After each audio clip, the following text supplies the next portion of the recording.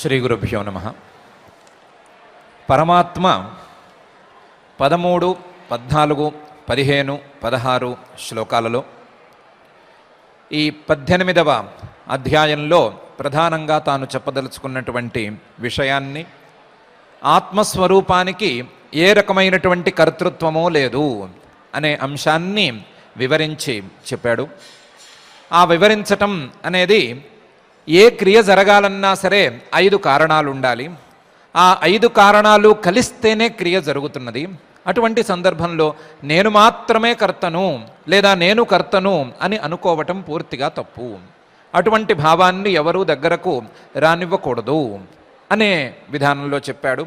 అధిష్టానం తథాకర్త కరణంచ పృథగ్విధం వివిధాశ్చ పృథక్ చేష్టా దైవం చైవాత్ర పంచమం శరీరవాంగ్మనోభిర్యత్ కర్మ ప్రారభతే నరః న్యాయం వా విపరీతం వా పంచైతే తస్య హేతవః అనేటువంటి 2 శ్లోకాలలో శరీరంతో కానీ వాక్కుతో కానీ మనస్సుతో కానీ ఏ క్రియ జరగాలన్నా సరే శరీరము, అలాగే శరీరంలో ఉండేటువంటి మనస్సుతో కలగలిసినటువంటి జీవుడు, అలాగే పంచ జ్ఞానేంద్రియాలు, పంచ కర్మేంద్రియాలు, మనస్సు, బుద్ధి అనేటువంటి కరణాలతో పాటు ఈ శరీరంలో కదలికలు ఏర్పడటానికి ప్రధానమైన కారణమైన పంచప్రాణాలు, అలాగే ఇతర ప్రాణాలు అన్నీ కూడా కావాలి.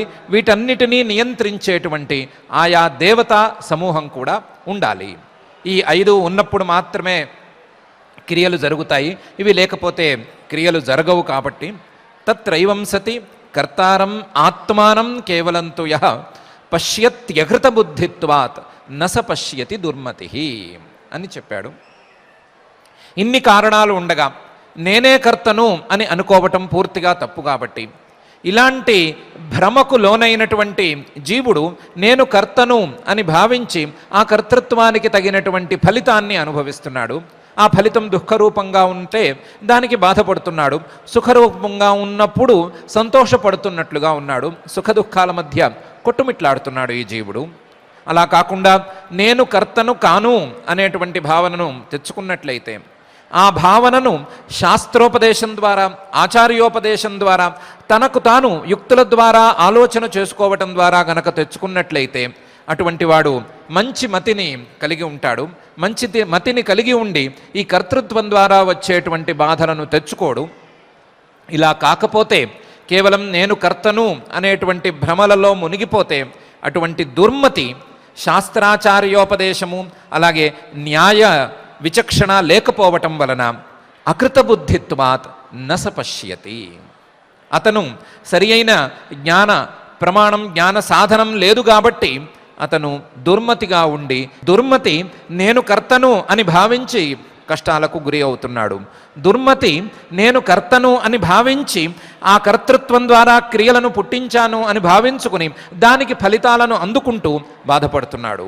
దుర్మతి నేను కర్తను అనుభావించి ఆ కర్తను అనే భావన ద్వారా వచ్చినటువంటి క్రియలకు నేనే ఫలితాలను అనుభవించేవాడిని అనే భ్రమలలో ఉండి ఆ భ్రమల ద్వారా అనవసరమైనటువంటి కష్టాలకు గురి అవుతున్నాడు. కాబట్టి పోగొట్టుకోవలసింది ఈ దుర్మతిని అనే విషయాన్ని స్పష్టంగా చెప్పాడు. చెప్పి ఈ దుర్మతి లేకపోయినట్లయితే, ఇలాంటి భ్రమలే గనక లేకపోయినట్లయితే ఏ కష్టము అంటదు, ఏ రకమైనటువంటి బంధము అతనిని బాధించదు అనే విషయాన్ని పై శ్లోకంలో ఉపసంహారం కోసం ఈ రకంగా చెప్తున్నాడు. యస్య నాహంకృతో భావః బుద్ధిర్ యస్య నలిప్యతే హత్వాపి స ఇమాన్ లోకాన్ నహంతి న నిబధ్యతే. యస్య ఎవరికైతే, ఏ మంచి మతి కలిగినటువంటి సాధకుడికైతే నాహంకృతో భావః నేను కర్తను అనే భావన లేదు, నేనే కర్తను అనేటువంటి అహంకారం కానీ, నేను కర్తను అనేటువంటి భ్రమ కానీ లేదు. యస్య న అహంకృతః భావః యస్య బుద్ధిర్ నలిప్యతే, ఏ సాధకుడికైతే, ఏ సన్మతికైతే బుద్ధి నలిప్యతే, బుద్ధి తనకు ఉపాధిగా ఉండేటువంటి బుద్ధి నలిప్యతే, కర్మలతో లేపాన్ని పొందకుండా ఉంటుందో, నేను కర్తను కాను అనే భావంతో వచ్చినటువంటి అలేప స్థితిని సాధించుకుని ఉంటుందో, అటువంటి సాధకుడు, అటువంటి సుమతి ఎటువంటి సుమతి? యస్య నాహంకృతో భావ బుద్ధిరి యస్య నలిప్యతే. అటువంటి సుమతి హత్వాపి స ఇమాన్ లోకాన్, ఈ లోకాలన్నిటినీ సంహరించేసినా సరే నహంతి న నిబధ్యతే, ఆ హనన క్రియకు కర్త కాడు, అలాగే న నిబధ్యతే, ఆ హనన క్రియ ద్వారా వచ్చేటువంటి ఫలితానికి బాధ్యత వహించడు, ఆ ఫలితంతో సంబంధాన్ని పొందడు, ఆ ఫలితం ద్వారా వచ్చేటువంటి బంధనాలకు లోను కాడు, కర్మబంధనాలకు లోను కాడు, కర్మబంధనాలకు అతీతంగా వ్యవహరించగలుగుతాడు అని పరమాత్మ ఈ శ్లోకంలో అంటున్నాడు. ఏమంటున్నాడు? మానవులు ఏదో ఒక క్రియలకు కారణంగా నిలుస్తున్నారు. మానవులు అంటే మానవులను అనుకునేటువంటి జీవులు ఏదో ఒక క్రియకు కారణంగా నిలుస్తున్నారు. ఏ రకంగా క్రియలకు కారణంగా నిలుస్తున్నారు అంటే 5 ప్రధానమైనటువంటి కారణాలు ఉండగా, అధిష్టానం తథాకర్త అనే శ్లోకంలో చెప్పినటువంటి కారణాలన్నీ 5 ఉండగా, ఆ 5 కారణాలలో ఈ జీవుడు కూడా ప్రవేశించి ఉండగా, ఈ జీవుడి యొక్క ఉపస్థితి కూడా ఆ కారణాలలో కావలసి ఉండగా, లేదా జీవుడి యొక్క సత్తా అనేది అక్కడ కారణంగా కావలసి ఉండగా, కేవలం కారణాలలో ప్రవేశించటం మాత్రమే కాకుండా ఆ కారణాలలో ఒకటైనటువంటి శరీరంతోనూ బుద్ధితోనూ కరణాలతోనూ నేను అనే భావనను పెంచుకుని క్రమంగా నేనే కర్తను, నేను చేసుకున్నటువంటి క్రియకు నేను ఫలితాన్ని అనుభవిస్తున్నాను అనుకుని బాధపడుతున్నాడు. ఎప్పుడైతే ఇవన్నీ ఈ కరణాలు లేదా ఈ బుద్ధి, ఈ మనస్సు, ఈ శరీరం ఇవన్నీ నాకంటే వేరైనటువంటివి, నేను వీటికంటే భిన్నమైనటువంటి స్వరూపాన్ని కలిగి ఉన్నటువంటి వాడిని, నా యొక్క స్వరూపం వేరు, ఈ బుద్ధ్యాదుల యొక్క స్వరూపం వేరు అనే నిశ్చయాన్ని ఎప్పుడైతే సాధకుడు కలిగి ఉంటాడో, అటువంటి నిశ్చయాన్ని కలిగి ఉన్నటువంటి సందర్భంలో, సుమతి లేదా సన్మతి కలిగినటువంటి సందర్భంలో నేను కర్తను అనేటువంటి కర్తృత్వ భావన విడిచిపెట్టిపోతుంది. కర్తృత్వ భావన పోతుంది, నేను కర్తను అనేటువంటి భావన పూర్తిగా వెళ్ళిపోతుంది. అప్పుడు న అహంకృతో భావ, నేనే కర్తను లేదా నేను కర్తను అనేటువంటి భావన లేకుండా ఉంటుంది. ఎప్పుడైతే నేను కర్తను అనే భావన లేదో అప్పుడు ఆ క్రియలతో బుద్ధికి సంబంధం లేకుండా ఉంటుంది. నేను కర్తను అనే భావన ఉన్నప్పుడు, ఆ భావన ఉన్నంతసేపు బుద్ధికి ఆ క్రియలతో ఏదో ఒక సంబంధం ఉంటుంది. ఆ క్రియ గనక బాగా జరిగితే నేను బాగా చేశాను అని అనుకుంటుంది బుద్ధి, ఆ క్రియ బాగా జరగకపోతే నేను బాగా చేయలేదు అని అనుకుంటుంది. ఆ క్రియలతో బుద్ధి ఒక సంబంధాన్ని ఏర్పరచుకుంటుంది. అది గనక పుణ్యకర్మ అయితే, ఓహో నేను పుణ్యం చేసుకున్నాను, దీనికి నేను పంచ ఫలితాన్ని అనుభవించబోతున్నాను అని బుద్ధి భావిస్తుంది. అది గనక పాపకర్మ అయితే, నేను పాపం చేసుకున్నాను, నేను చేసుకున్నటువంటి పాపానికి నేను ఫలితాన్ని అనుభవించబోతున్నాను అని బాధపడుతుంది.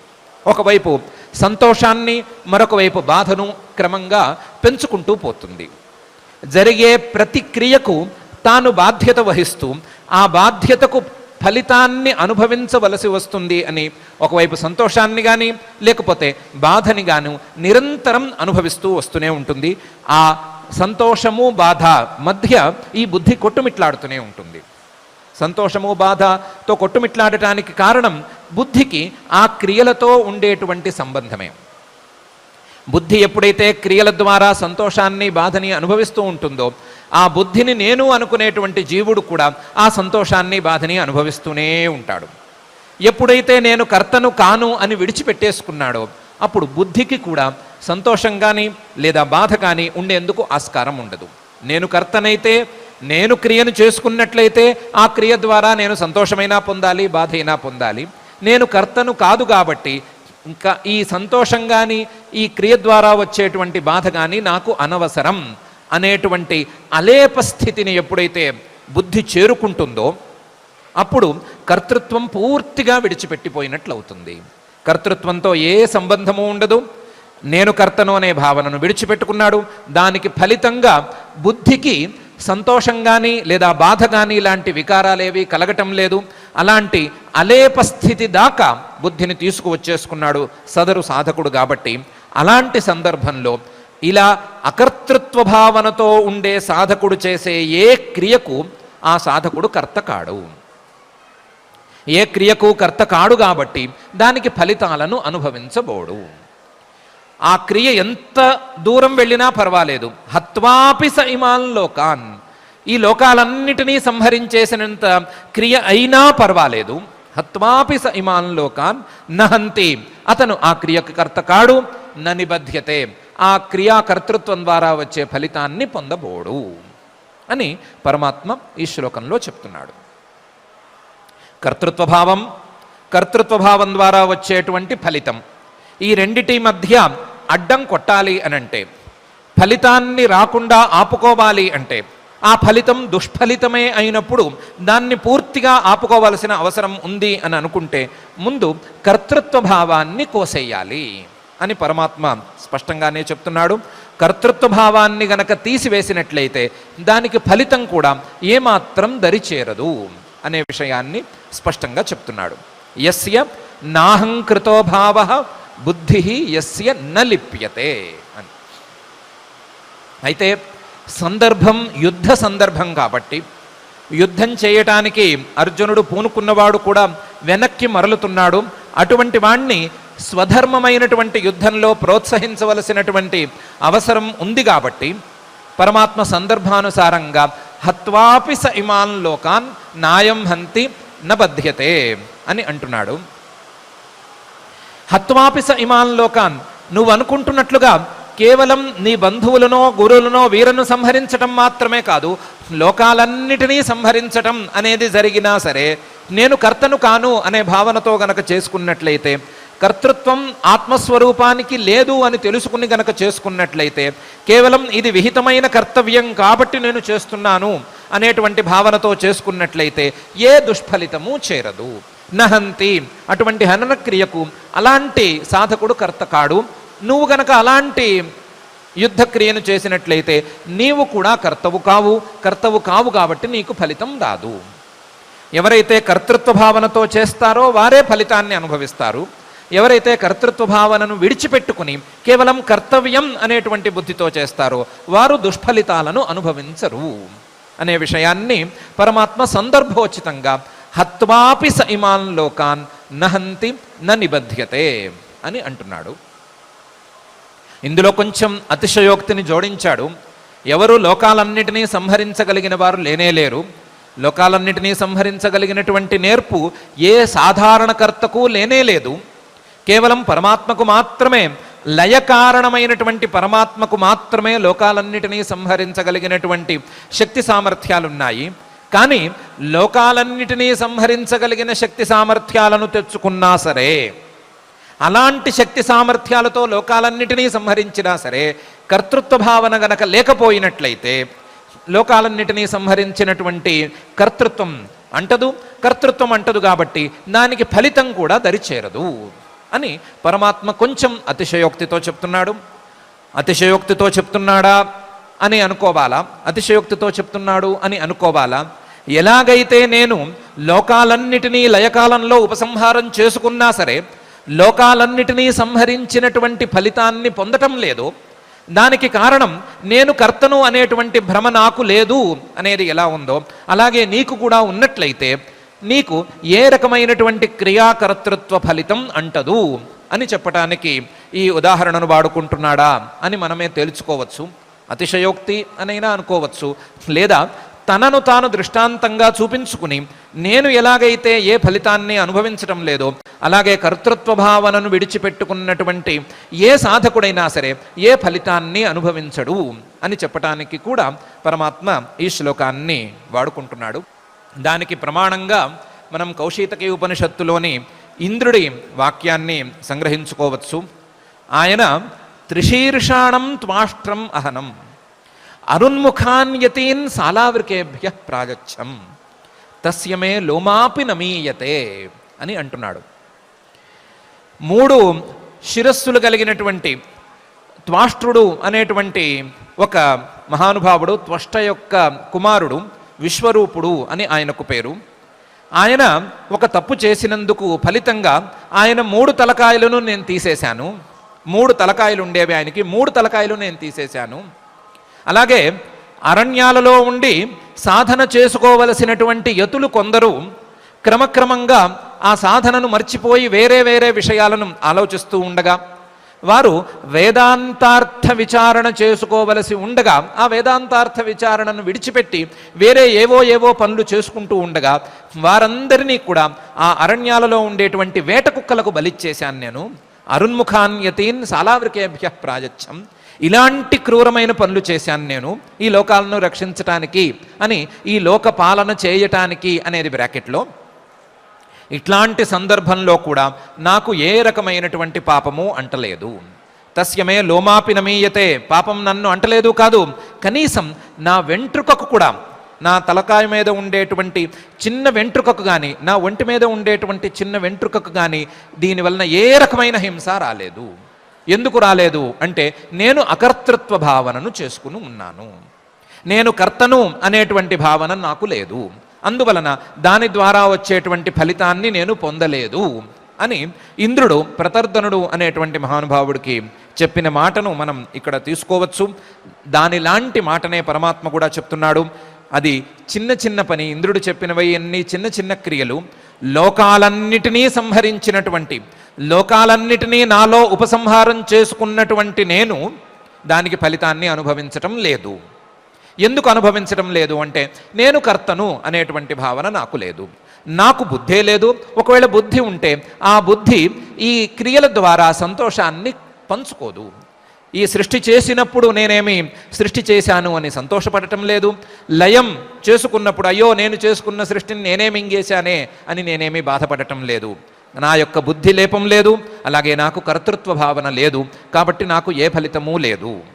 ఇలాగే ఎవరైతే కర్తృత్వ భావన లేకుండా వారి వారి కర్తవ్యాలను నిర్వహించుకుంటారో, కర్తృత్వ భావనతో సంబంధం లేకుండా, బుద్ధి లేపం లేకుండా ఎవరైతే వారి వారి క్రియలను చేసుకుంటారో అటువంటి వారికి ఏ రకమైనటువంటి దుష్ఫలితము అంటదు అని స్పష్టంగా చెప్పటానికే పరమాత్మ ఈ శ్లోకాన్ని వాడుకుంటున్నాడు. యస్య న అహంకృతో భావః బుద్ధి యస్య న లిప్యతే హత్వాపి స ఇమాన్ లోకాన్ నహంతి ననిబధ్యతే.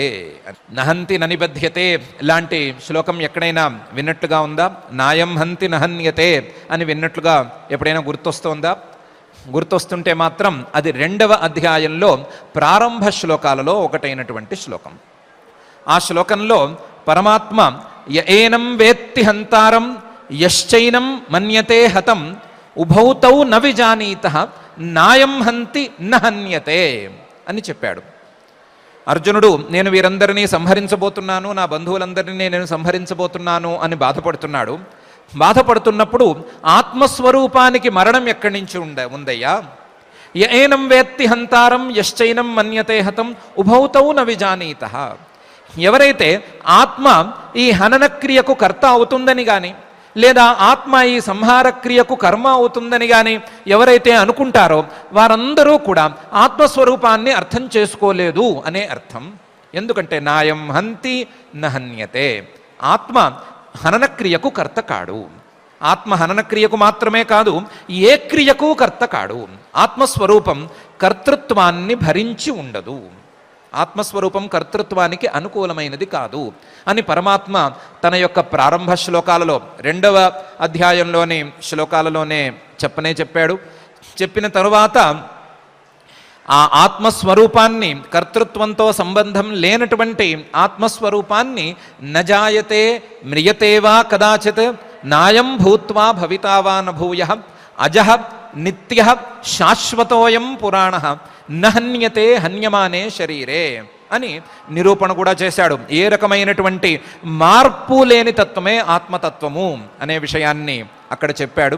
చెప్పి వేదా వినాశినం నిత్యం ఏనమజమవ్యయం కథం స పురుషః పార్థ కంఘాతయతి హంతికం అనేటువంటి శ్లోకంలో 2వ అధ్యాయంలో ఉండే 19, 20, 21వ శ్లోకంలో ఎవరైతే ఆత్మస్వరూపాన్ని వినాశం లేనటువంటి స్వరూపంగా అర్థం చేసుకుంటూ ఉంటారో, ఎవరైతే నిత్యంగా ఆత్మస్వరూపాన్ని అర్థం చేసుకుంటారో, మార్పు లేని స్వరూపంగా ఆత్మస్వరూపాన్ని అర్థం చేసుకుంటారో అటువంటి వారు ఏ రకమైనటువంటి కర్తృత్వాన్ని వహించరు. కథం స పురుషః పార్థ కంఘాతయతి హంతికం.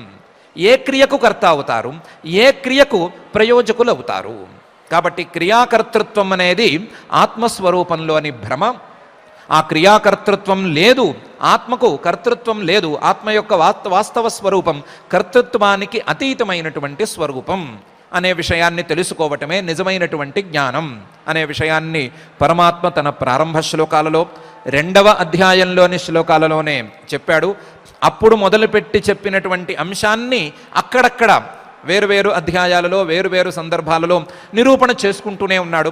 ఏ రకమైనటువంటి కర్మలతోనూ ఆత్మస్వరూపానికి సంబంధము లేదు అనే విషయాన్ని క్రమంగా చెప్పుకుంటూనే వచ్చాడు. సందర్భానుసారం చెప్పుకుంటూ వచ్చాడు. ఆ చెప్తున్నటువంటి విషయం అంతటికీ కూడా ప్రారంభంలో 2వ అధ్యాయంలో 19వ శ్లోకంలో తాను చేసినటువంటి ఉపక్రమానికి లేదా తన ఉపదేశంలోని మొదటి భాగానికి, అలాగే తాను ఉపదేశం చేస్తూ వచ్చినటువంటి మధ్య భాగాలకు అన్నిటికీ కూడా ఈ శ్లోకంలో ఉపసంహార వాక్యాన్ని పరమాత్మ పలుకుతున్నాడు. ఆత్మస్వరూపానికి కర్తృత్వం లేదు. ఆత్మస్వరూపానికి కర్తృత్వం లేదు కాబట్టి యస్య నాహంకృతో భావ బుద్ధిర్ యస్య న లిప్యతే హత్వాపి స ఇమాన్ లోకాన్ నాయం హంతి నహన్యతే, నహంతి న నిబధ్యతే అనేది కుదురుతుంది అనే విషయాన్ని పరమాత్మ ఉపసంహారం చేస్తూ చెప్పాడు. తాను చెప్పదలుచుకున్నటువంటి శాస్త్రార్థాన్ని ఉపక్రమంలోనూ అలాగే మధ్యలోనూ అలాగే ఉపసంహారంలోనూ చెప్తూ ఆత్మస్వరూపానికి కర్తృత్వం లేదు అనే విషయాన్నే నేను ప్రధానంగా చెప్పదలిచాను అనే విషయాన్ని మనందరికీ తెలిసేట్టుగా చూపించాడు. అయితే లోపల నుంచి ఒక ప్రశ్న తన్నేస్తోంది, లేదా ఒక విషయంలో కొట్టేస్తోంది. ఏదో స్పష్టత లేనట్లుగా ఉంది. ఏంటంటే పరమాత్మ ఏమని చెప్పాడు? వెనకాల అధ్యాయాలు అటు ఇటుగా ఉన్నాయి, కొంత గుర్తుంది కొంత గుర్తు లేదు. శ్లోకాల వరకు అయితే కొంత గుర్తుంది, అక్కడ ఏం చెప్పారు, ఏమి తాత్పర్యము అనే విషయం పక్కన పెట్టుకుంటే ఇప్పుడేమో 5 రకాల కారణాలు ఉన్నాయి అని అన్నాడు. అధిష్టానం తథా కర్త కరణంచ పృథగ్విధం వివిధాశ్చ పృథక్ చేష్టా దైవం చైవాత్ర పంచమం అని 5 కారణాలున్నాయి అని అన్నాడు. 5 కారణాలలో కర్త అని చేర్చాడు కదా. కర్త అంటే మనస్సుతో కలగలిసినటువంటి జీవుడు అని అర్థం కూడా చెప్పుకున్నాం కదా.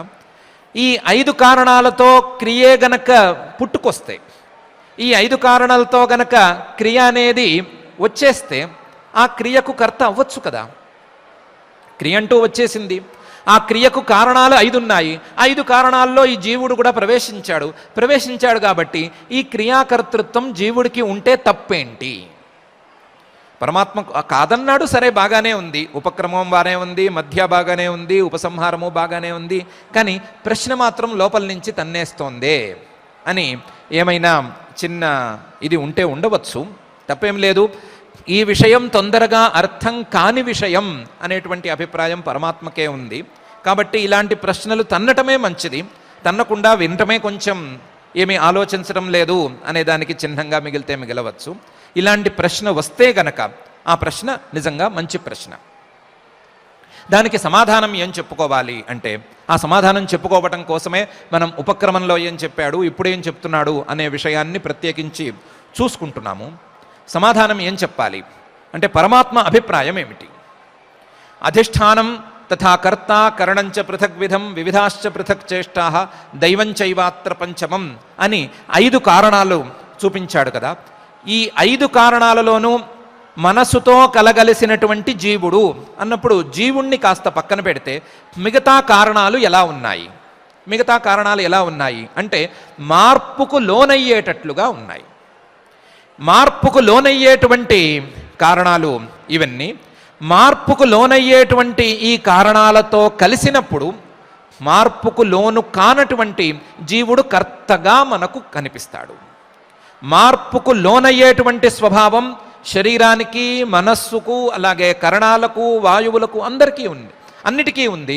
కానీ జీవుడికి మాత్రం మార్పుకు లోనయ్యేటువంటి స్వభావం లేదు. జీవుడు ఎప్పటికీ ఒకే స్వరూపంలో ఉంటాడు. కేవలం మార్పుకు లోనయ్యేటువంటి వస్తువులు కొన్ని కలవగా, ఆ కలిసిన వస్తువుల యొక్క సమక్షంలో జీవుడు ఉండగా ఆ క్రియకి జీవుడు కర్త అనేటువంటి భ్రమ కలుగుతున్నది. ఎలా అంటే ఒక ఎర్రటి వస్త్రం కానీ లేదా ఎర్రటి పువ్వు కానీ పరిచి దాని మీద ఒక స్ఫటిక లింగాన్ని గనక ఉంచినట్లయితే స్ఫటికం ఎర్రగా కనిపిస్తుంది. ఎర్రటి బట్ట ఉన్నప్పుడు స్ఫటికం ఎర్రగా మారటం లేదు, ఎర్రగా కనిపిస్తున్నది. ఆ బట్టే గనక తీసేస్తే, ఆ బట్టను గనక పక్కకు తోయగలిగితే స్ఫటికం ఎర్రగా కనిపించదు, స్ఫటికం తన యొక్క స్వరూపంతో కనిపిస్తుంది.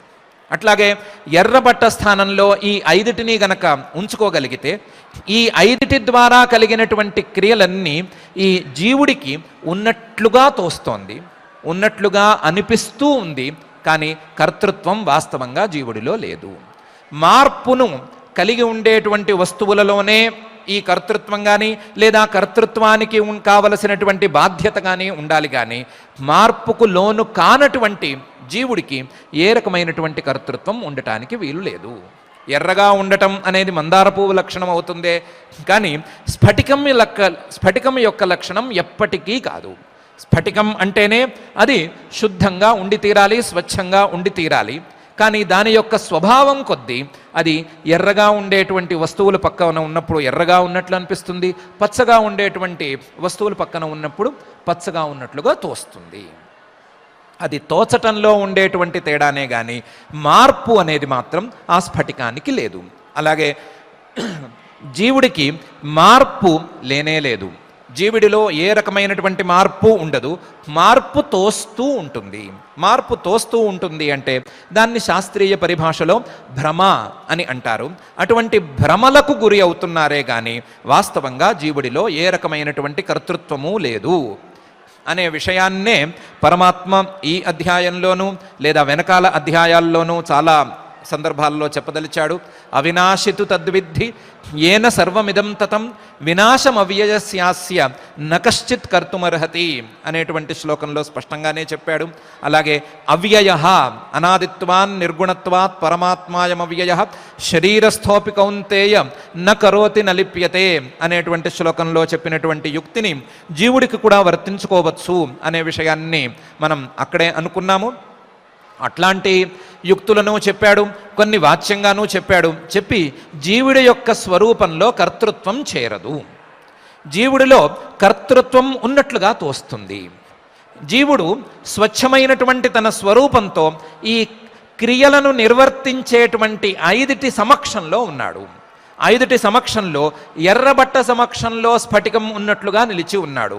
ఏ రకమైనటువంటి మార్పుకు గురి కావటం లేదు. కానీ ఆ 5 క్రియలను నిర్వర్తిస్తూ ఉండగా ఆ క్రియలన్నీ ఈ జీవుడి మీద ఆపాదితమైపోయి నేను కర్తను అనే భావానికి తీసుకువస్తున్నాయి. అవి కేవలం భ్రమ మాత్రమే అని పరమాత్మ యొక్క అభిప్రాయాన్ని మనం గమనించుకోవచ్చు. ఈ అభిప్రాయాన్ని పరమాత్మ ఇక్కడ చెప్పాడు, వెనకాల నిరూపణ చేశాడు. ప్రారంభం నుంచి ఇదే నిరూపణను క్రమంగా చేసుకుంటూ వస్తున్నాడు. కాబట్టి ఇలాంటి సందేహాలన్నిటినీ పరమాత్మ అభిప్రాయాన్ని మనం తరచి జాగ్రత్తగా చూసుకోగలిగితే మనం సమాధానాన్ని పొందవచ్చు లేదా ఈ ప్రశ్నలన్నీ లేకుండా చేసుకోవచ్చు. అయితే ఈ ప్రశ్న సులభంగా పోయేది కాదు. ఈ ప్రశ్న ఎన్నో ప్రశ్నలను పుట్టించైనా పోతుంది కానీ సులభంగా మాత్రం పోదు. ఎన్నో ప్రశ్నలను పుట్టిస్తుంది. ఎన్ని ప్రశ్నలను పుట్టిస్తుంది అంటే కర్తృత్వమే గనక జీవుడికి లేకపోయినట్లయితే కర్తవ్యాలను చేయటం ఎందుకు? కర్తృత్వమే గనక జీవుల్లో లేకపోతే ఈ కర్తవ్యాలను చేసి దాని ద్వారా సాధించుకోవటం ఎలా? లేదా కర్తృత్వమే గనక జీవుడికి లేకపోతే ఈ కర్తృత్వాన్ని ఆశ్రయించుకుని చేసుకోవలసినటువంటి సాధన ఎలా చేసుకోవాలి? లేదా మోక్షాన్ని ఎలా తెచ్చుకోవాలి? లేదా తత్వజ్ఞానం ఎలా తెచ్చుకోవాలి? ఇలాంటి పిల్ల ప్రశ్నలన్నీ క్రమంగా పుట్టుకొస్తూనే ఉంటాయి. తొందరపడి ఈ ప్రశ్న వెళ్ళిపోదు, లేదా ఈ ప్రశ్న లేకుండా పోదు. ఈ ప్రశ్నకు మూలం నిరంతరం ఉంటూనే ఉంటుంది. ఒక రకంగా తోస్తే మరొక రకంగా పైకి రావటం అనేది ఈ ప్రశ్న యొక్క స్వభావం. కాబట్టి ఈ ప్రశ్నలో ఉండేటువంటి గాఢతను, ఈ ప్రశ్నకు మూలమైనటువంటి అజ్ఞానాన్ని పరమాత్మ దృష్టిలో ఉంచుకుని ఇదే ప్రశ్నకు నేను వేరే విధంగా విస్తృతమైనటువంటి సమాధానాన్ని చెప్తాను. ఇదే ప్రశ్న, దీనికి సమాధానం నేను వేరే విధంగా విస్తృతంగా చెప్తాను అని పై గ్రంథాన్ని ప్రారంభిస్తున్నాడు. ఈ గ్రంథం వరకు అయితే ఒక రకంగా చూసుకున్నప్పుడు తాను చెప్పదలుచుకున్నటువంటి విషయాన్ని ఉపసంహారం చేసి పూర్తి చేసేసినట్లే. కానీ ఈ ప్రశ్న తెమలటం లేదు.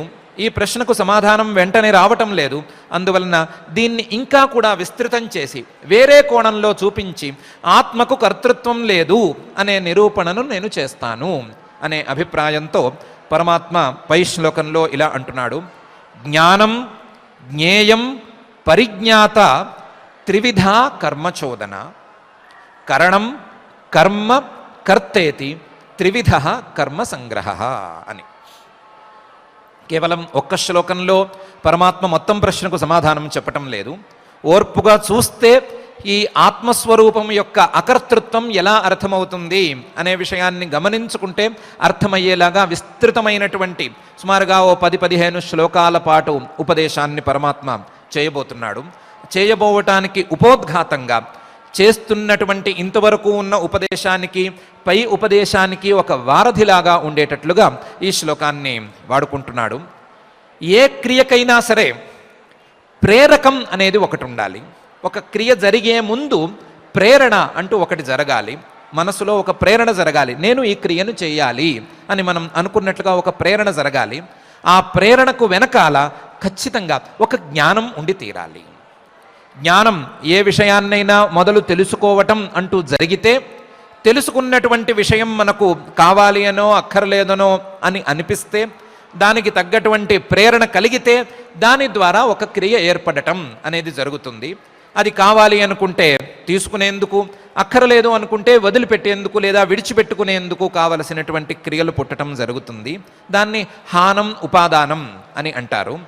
కాబట్టి ఏ క్రియ జరిగినా సరే ఆ క్రియకు ముందు జ్ఞానం జ్ఞేయం పరిజ్ఞాత అనేటువంటి మూడిటి యొక్క సమూహం ఉండి తీరాలి. జ్ఞానం జ్ఞేయం పరిజ్ఞాత త్రివిధ కర్మచోదన. జ్ఞానం కర్మలకు క్రియలు ప్రారంభం కావటానికి ముందు ఉండవలసినటువంటి జ్ఞానం, ఆ జ్ఞానానికి విషయమైనటువంటి జ్ఞేయం జ్ఞాన విషయం, అలాగే ఆ జ్ఞానాన్ని తెచ్చుకునేటువంటి పరిజ్ఞాత. ఈ ముగ్గురు కలిసినప్పుడు జ్ఞానం అనేది ఏర్పడుతుంది. జ్ఞానం అనేది ఏర్పడినప్పుడు క్రియకి ఒక ప్రేరణ లేదా క్రియ జరగటానికి కావలసినటువంటి సామగ్రి ఏర్పడుతుంది. జ్ఞానం జ్ఞేయం పరిజ్ఞాత త్రివిధ కర్మ చోదన. కర్మ ప్రేరకం లేదా కర్మ ప్రవర్తకం ఈ మూడిటి యొక్క సమూహం. జ్ఞానం జ్ఞేయం పరిజ్ఞాత అనే మూడిటి యొక్క సమూహం కర్మలకు ప్రేరకం, క్రియా ప్రేరకంగా పనికొస్తుంది.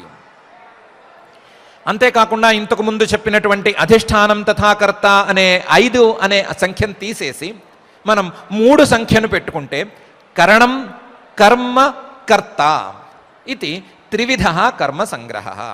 ఏ క్రియ అయినా జరగాలి అంటే ఆ క్రియలకు ఒక సాధనం కావాలి, కరణం కావాలి, అలాగే ఆ క్రియ చేయవలసినటువంటి వస్తువు ఒకటి కావాలి, కర్మ అనేది దాని పేరు. అలాగే ఈ క్రియలకు బాధ్యత వహించేటువంటి నేను కర్తను అని భ్రమించేటువంటి చేతనుడైనటువంటి జీవుడు ఒకడు కావాలి. కరణం కర్మ కర్త ఇది త్రివిధ కర్మ సంగ్రహ. ఈ 3 కలగలిసినప్పుడు క్రియ అనేది ఏర్పడుతుంది. ముందు జ్ఞానం జ్ఞేయం పరిజ్ఞాత త్రివిధ కర్మచోదన అని జ్ఞానము జ్ఞేయము అలాగే ఆ జ్ఞానాన్ని తెచ్చుకునేటువంటి జ్ఞాత అనే 3 కలిస్తే జ్ఞానం ఏర్పడుతుంది. జ్ఞానం ఏర్పడినప్పుడు ఈ జ్ఞానం ద్వారా నాకు ఈ వస్తువు కావాలి అనేటువంటి ఉపాదాన బుద్ధి కానీ లేదా నాకు ఈ వస్తువు అక్కర్లేదు అనేటువంటి హానుబుద్ధి కానీ ఏర్పడుతుంది.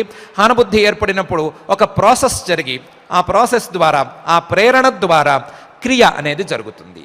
క్రియ అనేది జరగాలి అంటే మళ్ళీ కొన్ని భౌతికమైనటువంటి వస్తువులు కావాలి, కరణం సాధనాలు కావాలి, కర్మ ఆ క్రియకి విషయమైనటువంటి వస్తువు ఒకటి కావాలి, అలాగే కరణం కర్మకర్త ఈ క్రియ జరగటానికి కావలసినటువంటి చేతనుడైనటువంటి జీవుడి యొక్క సన్నిధి కావాలి. ఇలా కలిగినప్పుడు క్రియ జరుగుతాయి. జ్ఞానం జ్ఞేయం పరిజ్ఞాత అనే 3 కలిసినప్పుడు జ్ఞానం పుడుతుంది. జ్ఞానం పుట్టిన తరువాత కరణం కర్మకర్త అనేటువంటి 3 కలిసినప్పుడు క్రియ జరుగుతుంది. ఇలా 3 లేదా 3+3 జరిగినప్పుడు పుట్టేదే క్రియ. ఈ క్రియను నేను చేస్తున్నాను లేదా ఈ క్రియకు నేను కర్తను అని భావించి భ్రమపడి జీవుడు తాను అనవసరంగా కష్టపడుతున్నాడు అనే విషయం ముందు చెప్పుకున్నటువంటి విషయమే. కాకపోతే దీన్ని వేరే కోణంలో మనం అర్థం చేసుకోవాలి. అర్థం చేసుకుని దీని మీద స్టెప్ బై స్టెప్ పెంచుకుంటూ వెళితే జీవుడు ఎందుకు కర్త కాడు అనే విషయం వేరే కోణంలో తెలుస్తుంది అని పరమాత్మ కేవలం ప్రారంభంలో ఉపోద్ఘాతంలో అభిప్రాయపడుతున్నాడు. జ్ఞానం, జ్ఞేయం, పరిజ్ఞాత, త్రివిధ కర్మచోదన, కరణం, కర్మ, కర్తేతి, త్రివిధ కర్మ సంగ్రహ అని పరమాత్మ చెప్పబోతున్నటువంటి సమాధానాన్ని అయితే మనం వినబోతున్నాము. దాన్ని ఎంతో కొంత అర్థం చేసుకోబోతున్నాము. ఇప్పుడు చెప్పినటువంటి సమాధానాన్ని కూడా మనం ఎంతో కొంత మనకు తెలియకుండానే అర్థం చేసుకున్నాము అనే చెప్పుకోవచ్చు. అర్థం చేసుకున్నాము అని చెప్పుకోవటానికి వీలుగా మనలో ఉదయించిన ప్రశ్న ఒకటి సాక్ష్యంగా నిలుస్తూ ఉండగా, మనకు తెలియనటువంటి సంస్కారం కూడా మరొక సాక్ష్యంగా నిలిచే తీరుతుంది. ఆత్మస్వరూపానికి మార్పు లేదు కాబట్టి మార్పులు ఉండేటువంటి వస్తువుల ద్వారా కలిగే క్రియకు ఈ ఆత్మస్వరూపానికి ఏ సంబంధము లేదు అనే పాయింట్ ఇన్ ప్రిన్సిపల్ మనకి కూడా అంగీకారయోగ్యమే. కానీ ఎలా కుదురుతుంది అనే విషయం మీద మనకైతే స్పష్టత రావటం లేదు. స్పష్టత రావాలి అంటే పరమాత్మ రెండు దారులు చూపిస్తున్నాడు. ఒకటి, పరమాత్మ చేసేటువంటి ఉపదేశాన్ని శ్రద్ధగా వినటం. రెండు, నేను కర్తను అనే భావనను విడిచిపెట్టి చేయవలసినటువంటి కర్తవ్యాలన్నిటినీ శ్రద్ధగా చేసుకోవటం అనేటువంటి రెండు దారులను పరమాత్మ చూపిస్తున్నాడు. కాబట్టి ఈ రెండు దారులను మనం గట్టిగా పట్టుకుని నేను కర్తను అనే భావనను విడిచిపెట్టి పరమాత్మ ఉపదేశం చేసినటువంటి సత్కర్మాచరణ చేసుకునే దిశగా ఒక ప్రయత్నం, అలాగే నేను కర్తను అనేటువంటి భ్రమలను తొలగించుకునే దృష్టితో లేదా ఆ ఫలితం కోసం పరమాత్మ చేసేటువంటి ఉపదేశాలను శ్రద్ధగా విని అర్థం చేసుకునేటువంటి ప్రయత్నం అనే రెండు ప్రయత్నాలు మనం చేసుకోవాలి. మనం చేసుకోవలసినటువంటి ఈ రెండు ప్రయత్నాలకు ఫలదాయకుడుగా నిలవవలసిందిగా ఆ అఖిలాండకోటి బ్రహ్మాండ నాయకుడు దేవదేవుడు శ్రీ వెంకటేశ్వర స్వామి వారిని భక్తిగా ప్రార్థించుకుందాం.